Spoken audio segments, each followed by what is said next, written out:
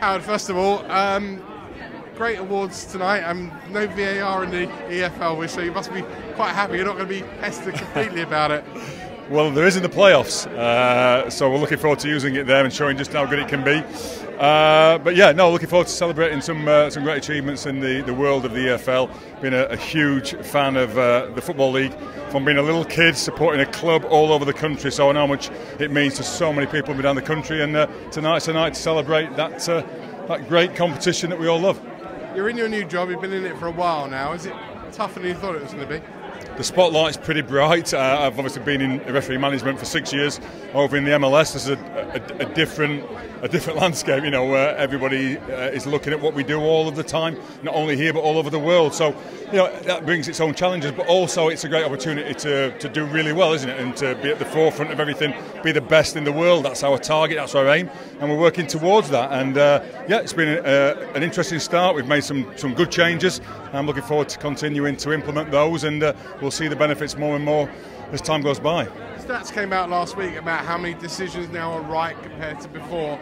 Should we be expecting it to be 100%, or will it always be less than 100%? Well, I listen to you on the radio quite a bit, Musa, and I hear the debate about decisions being right or wrong, and you can't decide. So what does perfection look like? Because we have too many decisions that split opinion, and the world of football is played in the grey zone quite a lot. So I think we just want to be as accurate as we can be, capture those really clear errors, you know, work through that grey zone in a really credible way.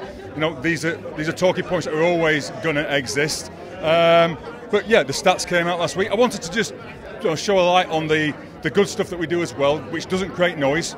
And then when there's an error or two that comes along that creates a lot of noise, drowns out the other stuff. So yeah, I wanted to add some balance, and we'll keep doing that. When you were a referee, you and I would talk privately after games in tunnels. Occasionally I'd review about a decision, but you would explain decisions to me. Are we anywhere near a point whereby that could be official? We're doing everything we can to be as transparent as we can. You know, you've known me a while, and I think you know by now from what you've seen in the last few weeks that we're trying to be really open. So there's some parameters that we have to work within that FIFA set, but we're going to push those. We're going to do everything we can to draw the curtain back. We're going to do some stuff post-game, which has not been done before, fairly soon. And then if we can do stuff in-game, we'll do it. It's quite tough in the stadium to get that narrative out on those more complex situations, but we need to do everything we can to have the stadium audience go along with us, because you know, when you show the rationale for a decision, you might still disagree with it, but if you understand it, you're much more likely to accept it. So, you know, we'll see what we can do going forward, post-game, even in-game, with the stadium audience, you know, with the fans in the stadium, with the broadcasters. That's certainly my intention, and hopefully you'll see some developments in the coming weeks. So it might be more like rugby and cricket? It might be. I mean, you know, I know for some time they've had the opportunity to listen in to people. I've been really impressed since I came here with the quality of the communications with the officials. We've started, you know, showing the broadcasters, you know, outside of match day, you know, how good the comms are. That's been really well received. We want to do that to the public, and I think you'll be pleasantly surprised when you see it. Finally, my argument's always been, why does it take 4 minutes? If it's clear and obvious the error, you'd know it in 30 seconds to a minute tops. Would that change at any point soon?